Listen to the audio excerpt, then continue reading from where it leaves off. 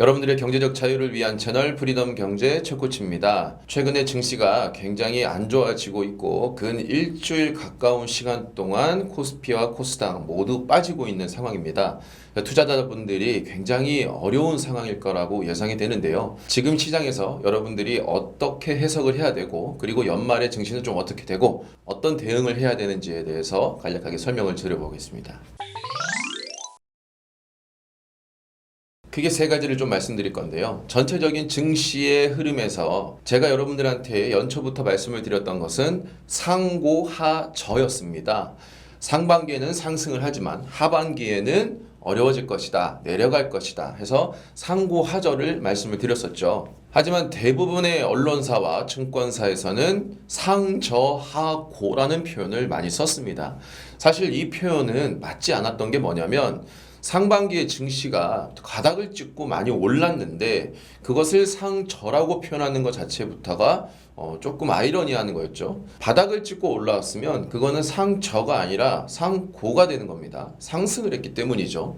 그러니까 우리가 여기에서 얘기하는 상고에서 고는 우리가 생각하는 높은 위치에 있는 자리를 고라고 표현하는 게 아니라 우리가 시작한 스타트부터 올랐냐 오르지 않았냐를 가지고 상고, 상저를 얘기해야 됩니다. 그러니까 연초에 증시가 2000 정도 라인에서 2600까지 올라왔으면 이건 상고가 돼야죠.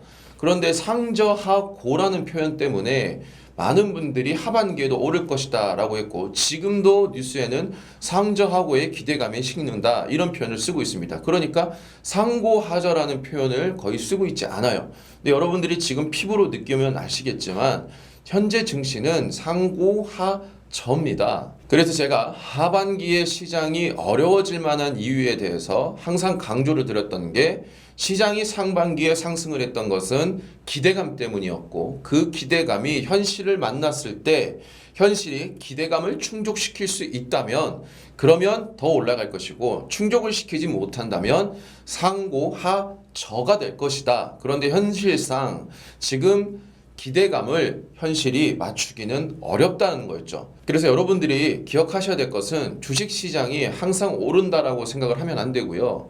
항상 양면에 동전의 양면 같은 모습을 가지고 있어요. 그런데 많은 분들이 지금 패닉에 빠진 이유가 뭐냐? 계속 오를 거라는 기대감만 가졌던 거죠. 이 산업은 무조건 오를 것이다.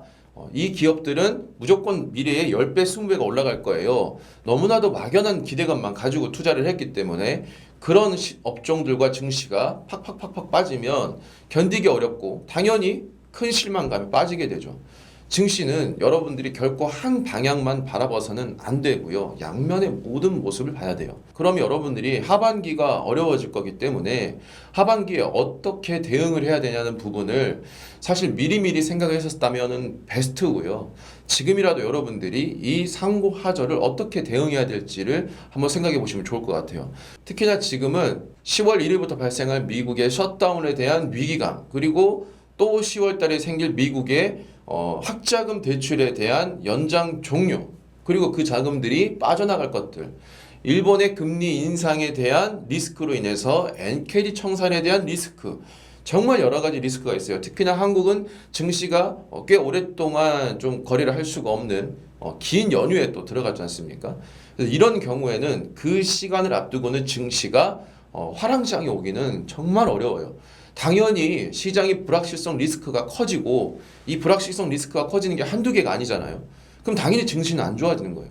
그리고 이 증시가 안 좋다면 그 전에 미리 여러분들이 투자를 했을 때 어느 정도 현금을 확보해 놓고요. 오히려 남들이 이렇게 어느 정도 좀 어려워할 때 지금처럼 리스크가 커질 때 이 바로 직전에 가격이 가장 떨어져 있을 때 오히려 공격적으로 매수를 해야 이 다음에 그런 것들이 해소가 되면서 증시를 올라가는 거를 우리가 수익을 볼 수가 있다는 거죠. 그런데 또 한 발 늦게 움직이면 그것은 수익을 이미 보는 게 아니라 보고 있는 업종들에 또 뒤따르게 들어가서 또 마이너스를 볼 확률이 높아진다는 겁니다. 그래서 지금의 여러분들이 가져야 될 것은 투자 원칙을 정말 꼭 세웠으면 좋겠어요. 제가 수없이 얘기했음에도 불구하고 많은 분들, 특히나 주식을 한 지 얼마 안 된 분들일수록 이 투자 원칙을 그리 중요하게 생각하지 않습니다. 근데 정말 저는 강조를 하고 싶은 게 증시는 양날의 칼이고요. 항상 동전의 양면 같은 모습을 보이고 있고 그게 어느 방향으로 갈지 우리가 예측한 것과 다르게 움직일 수가 있어요. 근데 고작 몇 주, 고작 몇 달의 흐름만 가지고 그것을 우리가 이런 흐름이 갈 것이다라고 판단하고 리스크를 준비하지 않는 것은 정말 그건 투자라고 볼 수가 없고 그건 도박입니다. 투자 원칙을 가지고 우리가 미리 대응을 해서 먼저 움직여야지 그것이 투자입니다. 왜? 주식시장은 미래의 기대치를 끌고 와서 움직이는 게 주식시장이에요. 그러니까 이미 주식시장의 생리 자체가 먼저 우리가 예측을 하고 움직이는 게 주식시장의 생리예요. 기업을 왜 분석하겠습니까? 미래가 상승할 거고 이 기업이 앞으로 영업이익이 증가할 겁니다. 우리가 이걸 이미 분석을 했잖아요. 그러니까 선행돼서 움직일 것을 우리가 미래에 움직일 것을 지금 미리 선행해서 투자를 하는 게 바로 그게 주식시장이에요. 그럼 당연히 우리의 움직임 또한 그와 비슷한 흐름을 가야지 성공할 확률이 높아져요. 그러니까 여러분들은 가장 큰 흐름에서의 시장의 움직임을 항상 미리 우리가 그런 것들을 분석해서 최대한 예측치에 가깝게 우리가 시나리오를 짜놓고 그 시나리오에 맞게끔 내가 투자 원칙을 가지고 움직여야 돼요. 당장 욕심과 당장 수익의 숫자에 끌려가서는 절대 안 된다는 겁니다.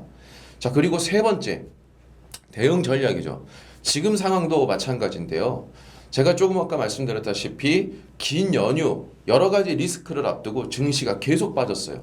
그러면 하반기 증시가 어려워질 것이라고 제가 정말 수차례 말씀을 드렸다면 여러분들이 어느 정도 현금을 확보해 놓고 투자한다라고 하면은 바닥에 있는 업종들을 사놓고 기다리고 그리고 성장 가능성이 높았던 기업들, 최근에 유동성이 많이 몰렸던 업종들의 상승폭 이후에 눌림 자리가 온다라고 하면 그 눌림이 크게 왔을 때 오히려 지금과 같은 시기에 공격적으로 매수를 하는 이게 바로 대응 전략이죠. 그런데 많은 분들이 지금 무슨 걱정을 하시냐면 주가가 이렇게 너무 많이 빠지면 다 정리해야 되는 것 아닌가요? 이런 이 생각을 가지는 분들이 꽤 있어요. 이것은 대응 전략이 아니라 그냥 공포에 대응을 해버리는 겁니다. 내가 미리 그거에 대응을 하고 전략을 갖는 게 아니라 공포에 두려워서 내가 대응을 해버리는 거죠. 이건 완전 다른 이야기입니다. 지금처럼 시장이 크게 빠지면 내가 가지고 있는 걸 다 정리해야 될 것이냐, 이걸 반대로 이야기한다라고 하면 코스피, 코스닥이 지금보다 훨씬 더 높게, 예를 들어서 코스피는 3,000이 넘고 코스닥이 900, 1,000이 넘으면 그럼 그때 계속적으로 추매를 해서 계속 따라가야 되나요? 말이 달리는 속도가 말의 근력이 감당할 수 있는 속도가 있을 것인데 만약에 위에 무거운 짐이 실려서 말의 근력을 감당하기 어려울 정도로 속도가 붙으면 이 말이 이제 넘어질 것을 걱정해야 되는데 말이 잘 달리네, 나는 계속 물건을 더 올려서 더 얹어 가야지, 이렇게 생각하는 것은 아주 잘못됐다는 거죠. 근데 너무나도 안타깝고 아쉬운 게 뭐냐면 지금의 시장의 투자자분들의 대부분이 그렇게 움직이고 있다는 거죠. 정말 많은 분들이 가슴 아플 이야기지만 그래서 제가 더욱더 이야기를 조심하고 있지만 2차 전지는 제가 올 1분기 지나서부터 더 이상 투자하지 마라. 조금 더 오를 수도 있지만 이제 이 시장은 아무리 기업의 비전이 높고 미래 성장 가치가 높고 나중에 좋아질 건 뻔한 이야기지만 그거와 별개로 주식시장은 특히나 이 2차 전지와 관련된 시장은 크게 무너질 겁니다 라고 했어요. 거의 많은 분들이 그 이야기에 동의하지 않았고 마치 이 기업은 지금부터 10배, 20배, 30배가 갈 거라고 생각을 했고 특정 누군가가 얘기한 것만 가지고 마치 그 이야기가 주식시장의 그 업종의 진실이 된 것 마냥 오해하는 분들이 너무 많았다는 거죠. 그래서 제가 더욱더 이야기하는 게 조심스러웠어요. 그래서 항상 방송에서는 여러분들한테 이 기업은 피해라, 그냥 이렇게 최대한 조심해서만 말씀을 드렸는데 지금도 이제 시장에서는 이거 어떻게 해야 되냐라는 이야기가 나오죠. 만약 여러분들이 정말 그 기업이 향후에 20배, 30배가 오를 거라고 생각을 한다면 지금처럼 반토막 났을 경우에 오히려 더 좋아야 되는 거 아닌가요? 더 싸게 살 수 있다라고 더 좋아해야 되고 더 환호해야죠. 그런데 왜 그 기업을 마치 앞에서는 굉장한 신뢰를 가졌다가 지금은 떨어지니까 이거 어떻게 해야 되나요? 이런 걱정을 하냐 이거죠. 이건 여러분들이 투자의 원칙을 가지고 있지 않았기 때문이에요. 이 기업을 투자한 여러분들을 뭐라고 하는 게 아니고요. 거기에 하는 것은 여러분들의 선택이고 그것이 맞다 틀리다를 1년 뒤, 2년 뒤, 3년 뒤, 5년 뒤에는 모르는 거잖아요. 지금 제가 그것만 가지고 막 무조건 잘못됐습니다 이게 아니라 여러분들의 투자 원칙이 없었기 때문에 지금 투자하는 것이 마치 큰 실패가 된 것 같이 나온다 이거죠. 여러분들이 어떤 업종과 그리고 시장을 믿었다면 그 믿음을 가질 수 있는 원칙을 꼭 가지셔야 한다는 거고요.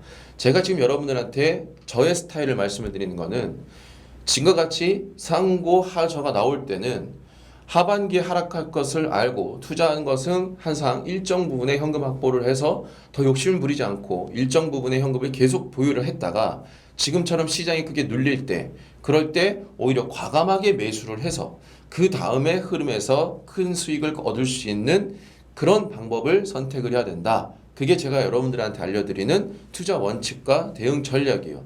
그리고 제가 시장을 어떻게 봤는지, 경제를 어떤 흐름으로 봤고 그것이 지금 어떻게 나오고 있는지 그런 데이터들도 여러분들이 계속적으로 배워가야 된다는 거죠. 최근 여러분들한테 무료로 열어드렸던 카톡방에서 차바이오텍, 차백신연구소, 알테오젠 등의 높은 수익을 기록한 인증을 많이 올려주셨어요. 수익을 보신 분들 정말 너무 축하드리고 10월 4일부터 멤버십을 오픈합니다. 사실 멤버십은 조금 더 이따가 하려고 했는데 워낙 기존 채널에서 멤버십을 함께 하셨던 분들과 지금 요청하신 분들이 너무 많다 보니 계획보다 조금 빠르게 멤버십을 오픈할까 합니다. 그래서 10월 4일부터 오픈이 되고요. 멤버십에서는 여러분들한테 간략하고 가장 명료한 세 가지에 대해서 알려드릴까 합니다. 첫 번째는 가장 큰 시장의 흐름과 그리고 두 번째는 여러분들이 이 시장에서 어떠한 업종들이 있고 이 업종에서 내가 가장 효율적으로 수익을 낼 수 있는 종목들은 또 뭐가 있을지, 그리고 세 번째는 이 업종들에 대한 차트 분석, 제가 가지고 있는 차트에 대한 기법과 그리고 여러분들이 이 기법을 통해서 어떻게 대응을 해야 되는지에 대해서 아주 디테일하고 명확하게 여러분들께 알려드릴까 합니다. 오래전부터 많은 분들이 효과를 보고 큰 수익을 거뒀던 그 방법들을 이번 저희 채널에서도 다시 멤버십에서 알려드릴 테니까요. 시장이 어렵고 혼자 하기 어려우신 분들, 그리고 함께 걸어가고 싶으신 분들, 이 시장을 조금 더 자세히 배워보고 싶으신 분들은 이 멤버십에 오셔서 저와 함께 한 걸음 한 걸음 걸어가시길 바라겠습니다. 타 방송에서 제가 합동 방송으로 나왔던 영상들에서도 우리나라는 상고하저다. 그리고 이 상고하저를 확인할 때 가장 중요하게 봐야 될 두 가지 지표가 있다. 그게 바로 국내 원달러 환율하고 미국의 장기 국채금리였죠. 다른 부분들도 여러 가지가 있겠지만 가장 중요한 거는 이 두 가지예요. 왜냐하면 우리나라는 수출과 수입에 의존하는 이 퍼센티지가 전체 GDP에서 90%를 넘는 가장 이 수출 의존도가 높은 국가이기 때문에 그만큼 환율에 민감할 수밖에 없어요. 그래서 이 환율과 또 미국의 국채 금리는 미국의 금리 그리고 미국의 기업들의 채권 금리 정말 많은 영향을 주고 그것들이 은행과 기업들 모든 산업에 영향을 줄 수가 있기 때문에 이 미국의 장기 국채 금리가 어디까지 올라가느냐를 꼭 봐야 된다라고 말씀을 드렸었죠. 지금 미국의 국채 금리가 10년 국채 금리가 4.5%를 훌쩍 넘었습니다. 그러니까 정말 근 한 10몇 년 동안 역대 최고치예요. 너무나도 높은 수치고, 그리고 우리나라 원달러 환율도 한국이 계속적으로 환율 방어를 해왔던 1350원대를 깨져서 위로 올라가 버렸죠. 우리나라는 몇 달 동안 1350원을 넘기지 않기 위해서 외환보유고를 갖다 쓰면서까지도 이걸 방어를 했는데 결국 이것조차도 깨져버렸죠. 연준의 대표적인 매파 위원인 카시카리 총재도 최근에 이렇게 얘기했습니다. 연준이 앞으로 2회 이상 금리를 올릴 확률이 40% 정도가 된다. 인플레 압력 고착된 금리를 더 올려야 된다라고 얘기를 했습니다. 그리고 물론 대표적인 공매도 세력이라고 해서 100% 신뢰할 수는 없겠으나 JP 모건의 CEO도 이렇게 얘기했습니다. 미국 기준금리가 연 7%까지 갈 수도 있다. 다이먼 회장의 경고다라고 했습니다. 물론 우리나라에서도 가장 크게 공매도를 치는 기업이기 때문에 이 말을 곧이곧대로 믿을 수는 없겠으나 어쨌든 상당히 긍정적인 이야기보다는 시장에 좀 경고를 주는 이야기들이 많이 나오고 있어요. 그래서 하반기에는 우리가 좀 크게 상승을 하기에는 어려운 상황이다라고 보시면 될 것 같아요. 하지만 하반기가 어렵다라고 해서 증시가 혹은 어떤 이 종목들이 무조건 빠지는 것만은 아니죠. 하락하는 와중에도 상승과 하락은 작은 파동으로 계속 나오면서 큰 추세적인 움직임이 내려가는 겁니다. 그래서 이런 경우에는 당장 발생할 일은 아니에요. 왜냐하면 이게 그럴 수도 있다인 거잖아요. 이거는 또 여기서 기대와 현실이라는 부분이 또 생겨요. 이렇게 부정적인 얘기를 꺼내놨기 때문에 진짜 그래? 아닐 수도 있잖아 라는 기대가 생기는 거고, 그것이 또 시간이 점차 흐름에 따라서 현실로 나오느냐 나오지 않느냐, 이런 이 충돌이 또 분기마다 생기는 거죠. 그래서 지금은 이렇게 경고를 주고 있지만, 이 경고를 주고 있다라고 해서 증시가 계속 내려가는 것만 있는 건 아니다. 그래서 현재는 오히려 저는 지금과 같이 많이 하락했을 때 현금을 가지고 있는 걸로 일부 좀 매수를 해놓는 것이 오히려 이 연휴가 끝나고 더 좋아질 것 같다라는, 단기적으로입니다. 좀 좋아질 것 같다라는 좀 생각이 들고요. 가장 큰 리스크인 미국의 지금 셧다운 문제가 10월 1일에 발생을 하는데, 이게 지금 미국 상원에서 이 셧다운을 피하려고 임시 법안 추진 합의를 지금 현재 추진했다고 합니다. 그러니까 이게 물론 공화당이 좀 다수를 차지하고 있는 하원의 통과가 관건이긴 한데요. 첫 번째 여기서 우리가 확인할 수 있는 것은 그만큼 이 셧다운을 만들지 않기 위해서 최선을 다하고 있다. 이 셧다운 자체가 발생하는 것은 정치적인 움직임으로도 타격이 크고요. 그리고 미국 경제, 그리고 미국 정부와 국민들한테도 좋은 이야기가 아니기 때문에 셧다운 얘기는 매년 있습니다. 당연할 수밖에 없는 것이 양측의 정치를 하는 곳에서 한쪽이 하는 것을 순순히 들어줄 리가 없기 때문에 이 셧다운 얘기는 매년 있어요. 실제로 그게 발생하는 경우가 극소수일 뿐이지 발생할 가능성은 낮습니다. 하지만 어쨌든 이런 부분을 통해서 우리가 해결하는 의지가 강하구나. 그러면 첫 번째는 이게 해결된다라고 하면은 연휴가 끝나고 나서는 증시가 단기간 다시 또 빠진 만큼 확 치고 올라갈 수가 있겠죠. 만약에 이게 정말 셧다운이 발생한다라고 하면 여러분들이 흐름을 좀 기억하실 것이, 셧다운이 발생하면 최소 일주일간은 증시를 쳐다보면 안 됩니다. 그리고 되도록 빨리 일부 자금들을 현금화시켜서 대응을 해야 돼요. 셧다운이 발생하면은 우리가 생각했던 것보다 증시 하락폭이 그동안 과거 역사를 봤을 때 굉장히 컸습니다. 그래서 이 기간 동안에는 최소 일주일 정도는 그걸 피하고요. 오히려 그때 심하게 더 빠진다라고 하면은 과감하게 손절을 했던 현금이든 익절을 했던 현금이든 과감하게 그때 더 들어간다라고 하면은 오히려 큰 수익을 볼 수가 있어요. 왜냐하면 셧다운은 정말 필요한 소수의 행정 업무를 제외한 모든 업무가 중단되기 때문에 이건 길게 갈 수가 없습니다. 정치적으로 누가 하나가 오케이 내가 이겼어 라고 하면은 되도록 좀 빠른 시일 내에 해결이 되는 거기 때문에 제가 볼 때는 길어봐야 일주일에서 10일 정도예요. 그래서 오히려 그때 공격적으로 매수를 하게 되면 더 큰 수익을 얻을 수가 있다.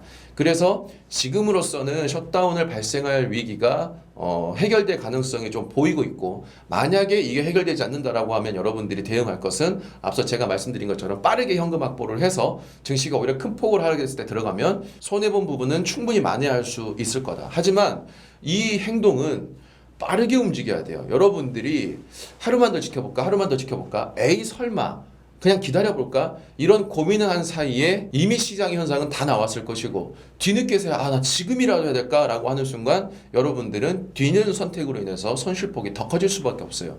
그래서 이런 시장의 시나리오를 생각해 놓고 내가 움직이고, 만약에 이게 반대 경우가 나왔을 때 내가 어떻게 빠르게 대응할 것인가, 이런 부분들을 여러분들이 꼭 생각해 놓고 그 생각에 걸맞는 행동을 빠르게 하셔야 돼요. 선택은 신중하게 하되 행동은 정말 빠르게 이렇게 가야 돼요. 행동이 느려지면 여러분들은 그 잠깐의 기회를 다 놓칠 겁니다. 많은 분들이 지금 시장에서 어려워하실 것 같아서 제가 정말 현실적으로 여러분들한테 제가 드릴 수 있는 얘기를 한번 해봤고요. 물론 우리가 신이 아니기 때문에 우리가 예측하고 우리가 계획을 한 이 시나리오대로 움직이지 않을 수도 있습니다. 하지만 그렇다고 해서 아무것도 생각하지 않고 마냥 운에만 나의 자산을 맡기는 것은 더욱더 어리석은 행동이 될 수가 있기 때문에 여러분들도 다시 한번 생각해 보시고, 지금 이 시장에서 어떻게 해야 내가 살아남을 것인가, 어떻게 해야 조금 더 효율적으로 수익을 볼 것인가, 대박이 아니라 최대의 수익이 아니라 효율적으로 자산을 지키면서 수익을 볼 수 있을 것인가에 대한 고민을 다시 한번 해보시길 바랍니다.